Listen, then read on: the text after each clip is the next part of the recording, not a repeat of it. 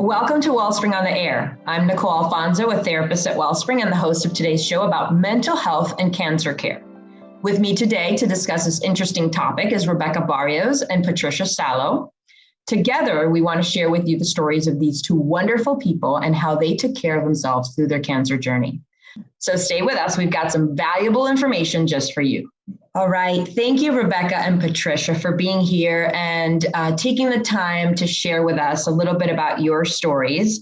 I'd like you to just take a few minutes to tell us about yourselves and introduce yourselves to our listeners.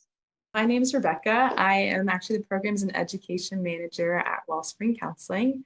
I studied psychology, got a business minor, and the Lord's taken me on a journey of landing where I am at Wellspring. And so I'm excited to share a little piece of that story today. Thank you, Rebecca. Patricia? Yeah, so hi, everybody. I'm a licensed mental health counselor at Wellspring. I've been with Wellspring for about 6 years. I have a master's in mental health counseling and in pastoral ministry. And I am also here to share a little bit of my story today. Awesome. Two of our very own. Thank you both for stepping out and doing this. I think it's really special for others to listen from people that have experienced cancer. So thank you both for being here. So we'll get started. What are the effects of being diagnosed with cancer overall in general, and of course on your mental health? Yeah. Getting a cancer diagnosis is absolutely life-changing and life-altering. I don't think anybody ever expects it. It's one of those things that, no, that'll never happen to me. It's somebody else, like another family is affected by it, another like kind of far off person may be affected by it. I mean, everybody's been affected by cancer in some way, but it feels like that'll never happen to me. And so when I got diagnosed with cancer, it was just completely life-changing and altering, and just shattered all of my expectations of what I thought life would look like in that moment, in that time. Long story short, I struggled with symptoms for over a year without knowing that I had cancer. I went to dermatologists and allergists and acupuncturists, and no doctor could figure it out. And it wasn't until I was actually out at training for flight attending, because I had gotten a job with United Airlines and was planning to travel the world.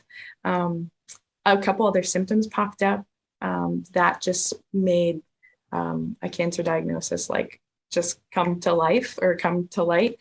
And so by the time we caught it, I was stage 4 and was diagnosed with Hodgkin's lymphoma, stage 4.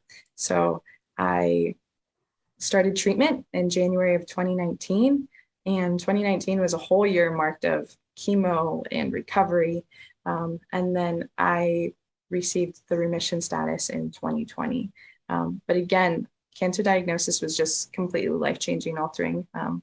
And so it just shattered my expectations of what my life was going to look like. There was a lot of loss. I lost my dreams of traveling the world. I lost my independence. I had to move back home. I lost my hair on top of it, and I even lost friends.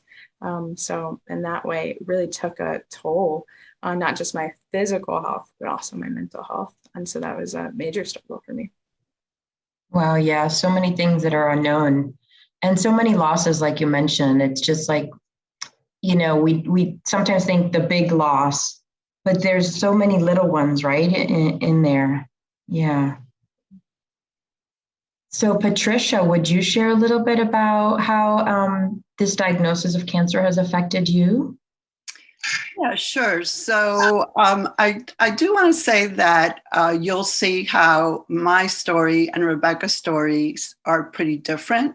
And so I don't think we're trying to cover all people that have cancer. Everybody's story is very different and personal. And, having a diagnosis of a terminal cancer, I think would probably be a lot different. Mm-hmm. I was diagnosed when I was 52. That was many years ago. And it came about from just a routine blood work that I just did periodically for my physical well check. And they noticed that my lymphocytes were going up. So they started monitoring it, and they monitored it for about a year. And then one day I went to the doctor and he said, well, the good news is, or the bad news is you have cancer. The good news is you have chronic lymphocytic leukemia. So that kind of shocked me. I don't know that there is ever any good news when you're told that you have cancer. I recall going home, driving home, just crying and trying to wrap my head around it. Of course, at that time, I went to the doctor by myself. I did not hear anything else that the doctor said. I had to call back the next day to find out exactly what was the next step. And so, again, long story short, I lived with this cancer because it is a slow growing cancer. It's a blood cancer. And so I lived with it for almost 8 years before I was actually able to get treated, which kind of was a bit of a surprise because you always think, well, they caught it early, let's get the treatment. And that was not the case with this cancer. So, so I had chemo, I had immunotherapy, lots of ups and downs with all of that. And this cancer does have a tendency to recur. And so currently it has come back. I was only in remission for about 2.5 years. I think living with cancer, you learn to really just appreciate the day, the moment. I think that's good mental health, really being present. I can't say I do it all the time, but definitely it changes the perception of your life forever. Because nobody really knows what tomorrow will bring. And this really just is, you live with that. It's not something you think about. You just actually live with that.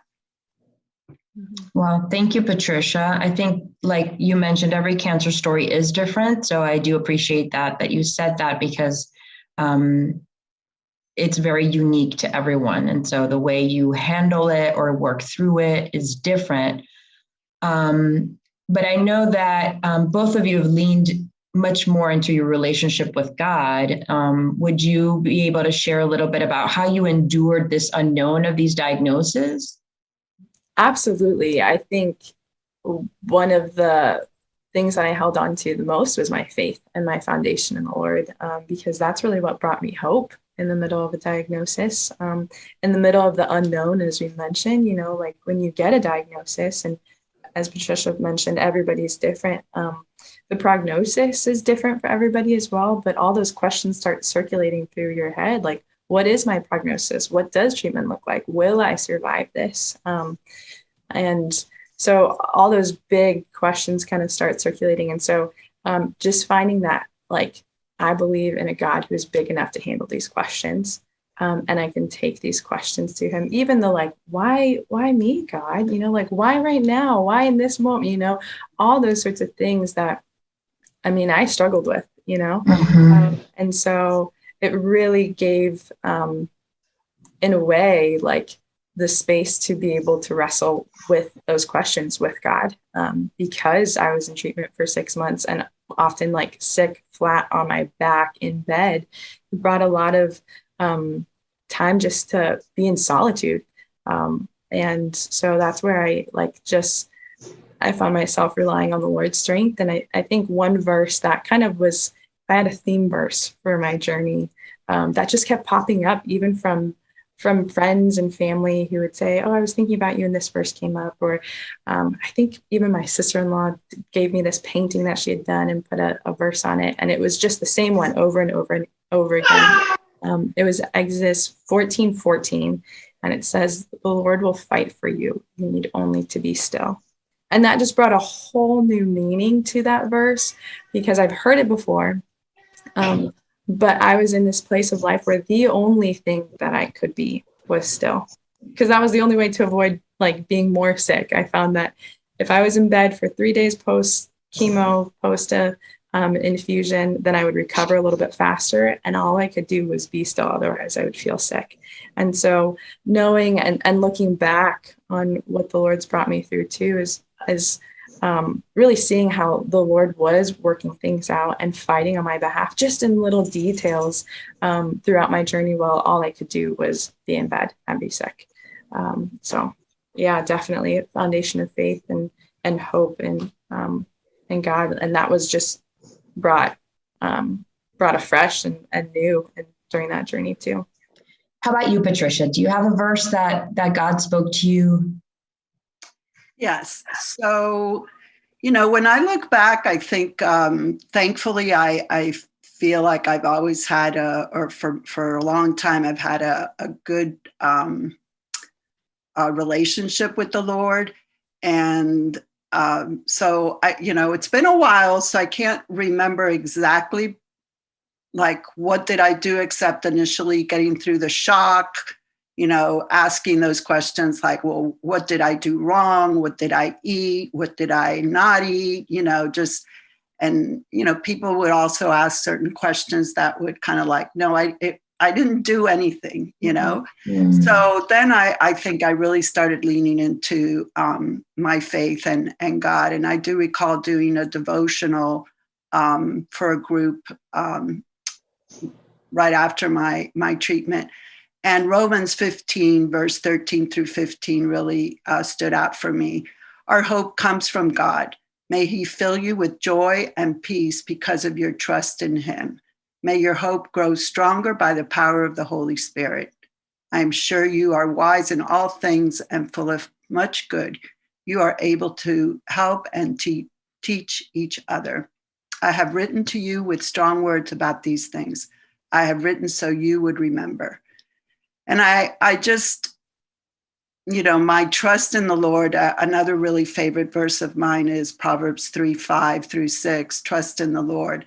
And I just gave it all to the Lord. Mm-hmm. I just lived in the moment. I think like Rebecca, you're trying to get through, especially when you're going through your treatment and every day is an unknown and you just have to go with it. You just have to go with it. But knowing that God had my back, I get goosebumps just sharing this with you because that is definitely what got me through it. There's no doubt about it.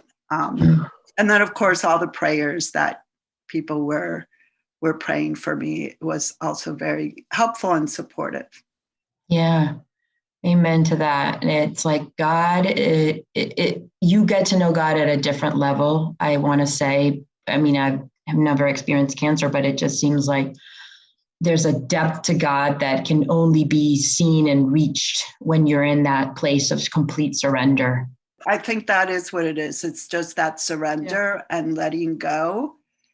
And then that becomes, a lesson for the rest of your life. Mm-hmm. Like, if I surrendered this, I can surrender, so much more. So yeah, it's a stone of remembrance in your life that continues to strengthen your faith for the future things to come, right? yes. absolutely. Love that. Thank you both for sharing. So we're going to take a short break to thank one of our sponsors who makes the production of our podcast possible. When we come back, we'll hear more from Rebecca and Patricia about the emotional stages of going through cancer and treatment. Welcome back to Wellspring on the Air. This is Nicole Alfonso. If you're just joining our show, our topic today is mental health and cancer care. So far today, we've talked about Rebecca's and Patricia's personal journey through cancer. I do want to say everybody's journey is unique and different. If you did join us late, you can find us on your favorite podcast channel on Wellspring on the Air or on our website blog page at wellspringmiami.org. Just search for this topic. Okay, so thank you both for sharing your personal stories and how faith was so strengthened in the moment of surrender during cancer. But now we want to talk a little bit about the emotional stages, right? Because there is this emotional level of anguish in so many just ways. So would you share a little bit about that, those stages of cancer and how it impacts your mental health? Yeah, so the emotional stages of cancer, oftentimes people will feel distress, anxiety, fear, depression. And these are all normal throughout the process of diagnosis as well as treatment. There are some statistics that show that 1 in 3 people with cancer experience an emotional or mental distress.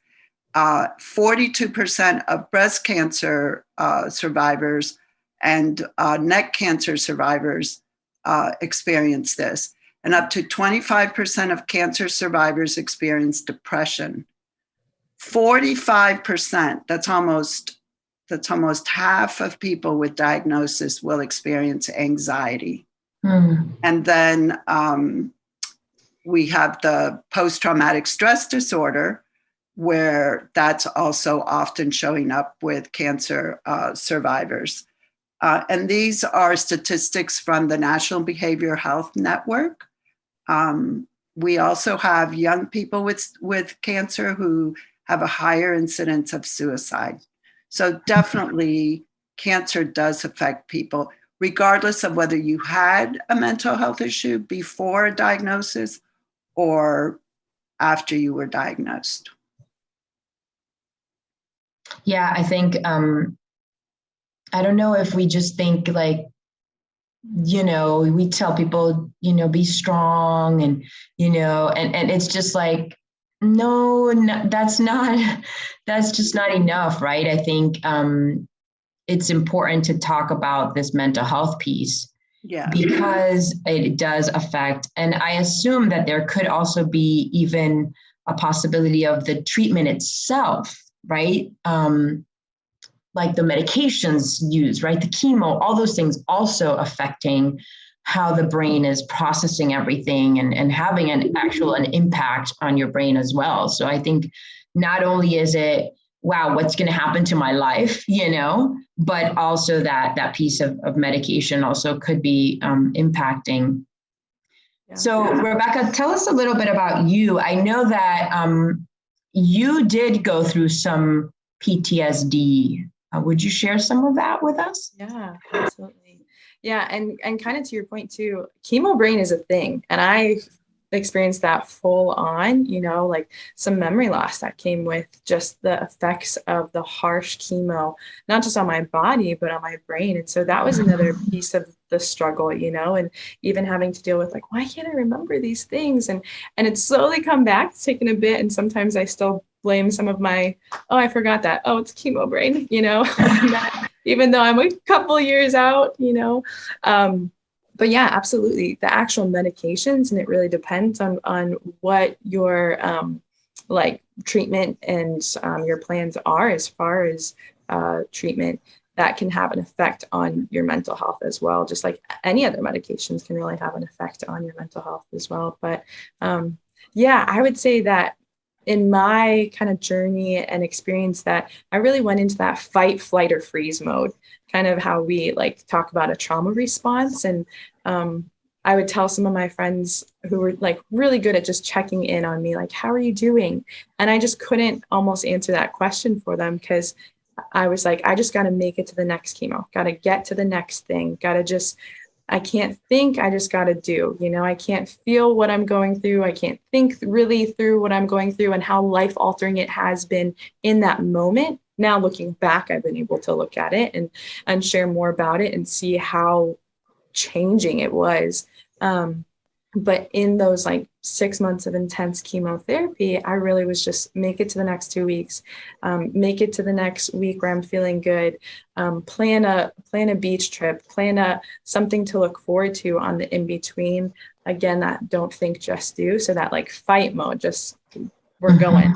And kind of to Patricia's point as well, anxiety is definitely a thing that I struggled with as well. Scanxiety is something within the chemo cancer world that's been used a lot as well. Just whenever you're scheduled for scans, you try and keep your brain not from going there, like what could pop up, or maybe I'm not progressing as well as I should be. And I was even talking with my oncologist, and he said, we're trying to like cut back on scans a bit, because we know that's such a thing that cancer patients are struggling with.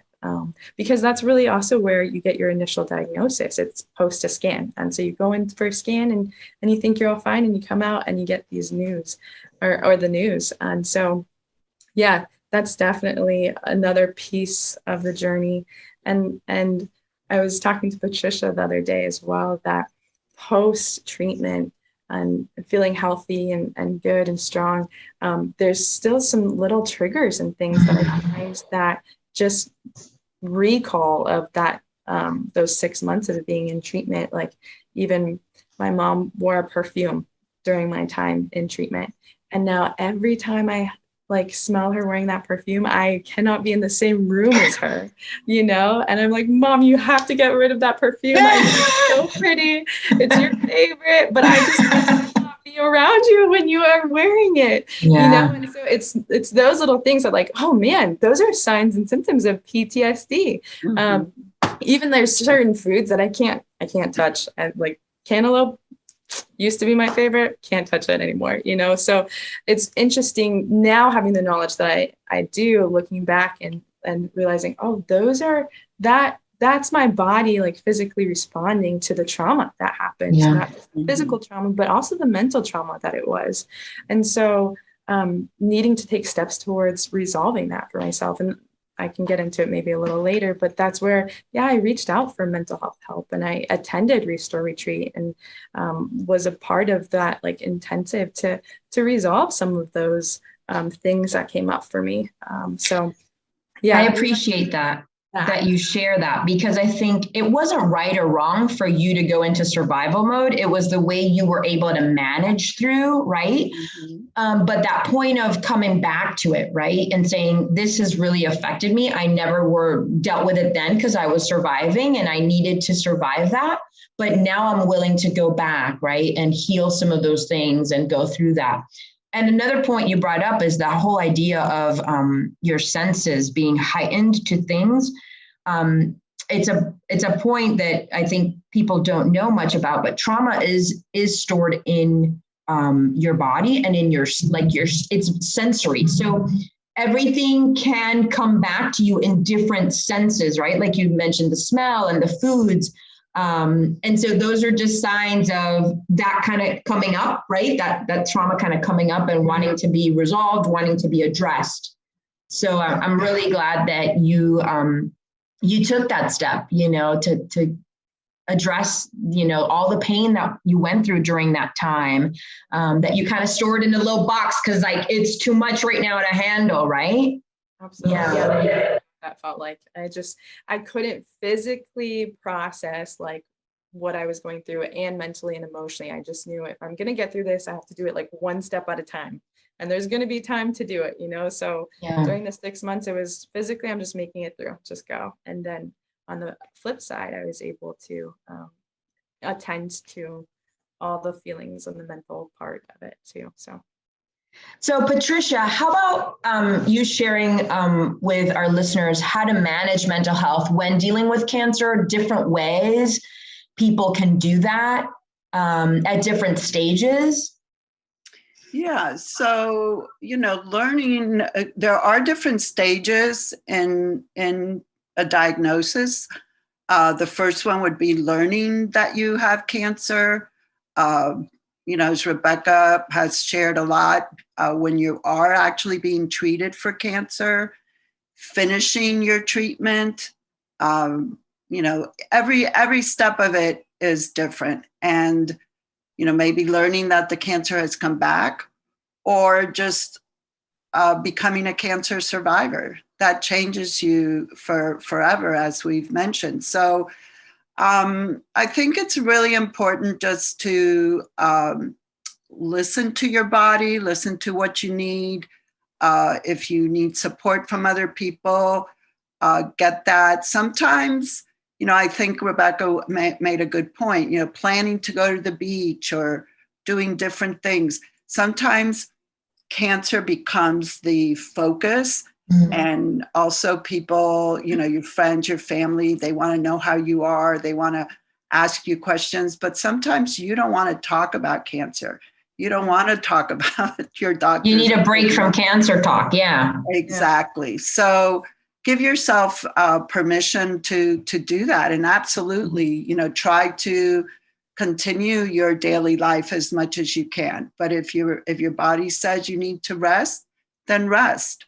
I know Rebecca and I were talking about, when we were in treatment, it was like, well, eat whatever you want, because people tend to lose weight. So, if you want that ice cream, eat the ice cream.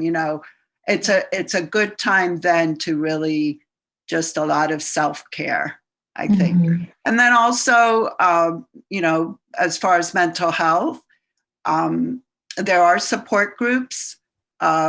You can check them out. They're not for everybody. I think you have to be careful joining a support group because people are in different stages of their diagnosis. And so you may not be ready to hear what maybe other people are sharing, but finding your support, what works for you. Therapy was very helpful for me, just to reinforce coping techniques that I already had. Having somebody to talk to about it is also very helpful. Because I do want to just add one other thing. And even though we do have the emotional stages of cancer, we also have just the grief stages, just the loss, those feelings of sadness, which can be confused with depression. But the depression can also be confused with symptoms from the treatment, because oftentimes the chemo treatment will cause fatigue, will cause, just not having motivation. And so you kind of have to tease out, is this from the chemo, or is this that I'm feeling depressed? And I think a professional could really help you figure that out. So we have a short time left, and I do want you to speak to how do other people help people with cancer, right? How do I help someone that is experiencing cancer when I don't know what that's like? Would you be able to share a little bit of that just real quick with our listeners?